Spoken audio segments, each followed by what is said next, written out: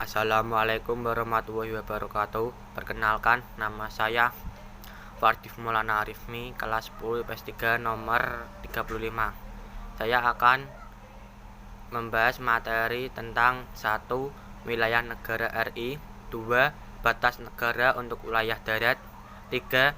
Batas negara untuk wilayah laut, 4. Batas negara untuk wilayah udara, 5. Batas wilayah darat meliputi 6. Teori konsep wilayah laut, 7. Batas udara menurut Konvensi Paris tahun 1919, 8. Batas udara menurut Konvensi Chicago tahun 1944, 9. Penghuni negara, 10. Azas-azas kewarganegaraan, 11.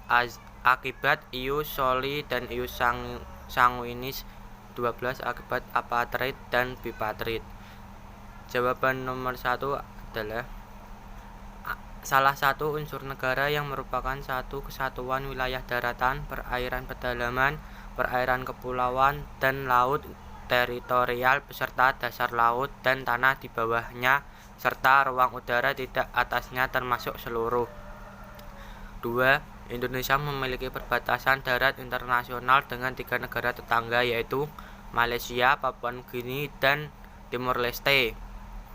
3. Di laut, perairan Indonesia berbatasan dengan 10 negara tetangga, yakni India, Singapura, Malaysia, Thailand, Vietnam, Filipina, Palau, Australia, Timor Leste, dan Papua Nugini. 4. Batas udara vertikal Indonesia adalah area udara setinggi 110 km dari konfigurasi ketinggian permukaan negara Indonesia. 5. Batasan wilayah darat berupa batasan alam, buatan manusia, dan batas ilmu pasti. Contoh batasan alam yaitu sungai, danau, lembah, pegunungan. Batasan buatan manusia yaitu pagar, tembok, kawat berduri, patok. Batas ilmu pasti yaitu garis lintang, garis bujur. 6. Ada 2 konsepsi pokok mengenai wilayah lautan, yaitu res nullius dan res communis. Res communis adalah konsepsi yang beranggapan bahwa laut itu adalah milik masyarakat dunia sehingga tidak dapat diambil atau dimiliki oleh masing-masing negara.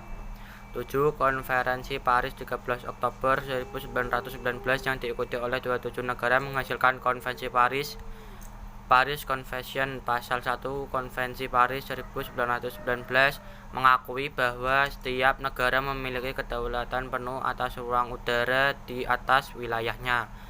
8. Chicago Convention 1944 merupakan salah satu konvensi atau perjanjian internasional yang mengatur mengenai penerbangan sipil internasional. Salah satu ketentuannya yang penting dan juga menjadi prinsip utama dalam hukum internasional adalah mengenai kedaulatan negara di ruang udara yang diatur dalam pasal 1. 9.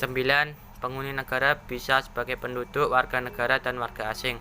Penduduk adalah mereka yang tinggal dalam suatu negara secara sah. Warga negara adalah anggota negara. Warga asing adalah warga dari negara lain. 10. Asas ius sanguinis, law of the blood, adalah asas yang menentukan kewarganegaraan seseorang berdasarkan keturunan, bukan berdasarkan negara tempat kelahiran. 11. Akibat asas ius soli dan ius sanguinis muncul istilah apartheid, tidak berkewarganegaraan, dan bipartheid, berkewarganegaraan ganda. 12. Apartheid terjadi apabila seorang anak yang negara orang tuanya menganut ius soli lahir di negara penganut ius sanguinis.